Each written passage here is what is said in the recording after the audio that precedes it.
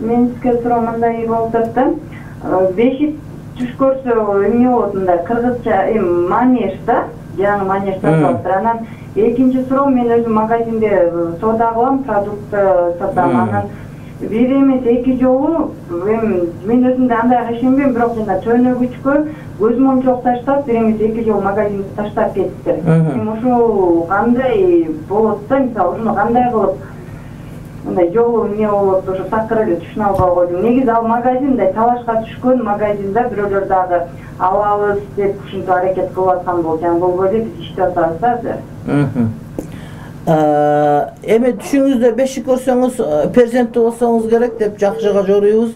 Бешик деген бул жакшылык насип кылса. Эми жанагы азык түлүк саткан дүкөндөн жанагыдай төнөгүчкө тигиндей кылып кеткени бул бар. Бакшылык, көз ачыктык, бири-бирин окуткан сыйкыр деген бар. Аны көрсөңүз алып туруп эле Бисмиллахир-рахманир-рахим деп эле ачып, жанагы төнөгүчтү ачып, жанагыларын баарын чечип туруп эле ошондо сууга салып, же болбосо мусорго таштап коюш керек. Бисмилла айтып келип туруп, урматтуу бир тууганым.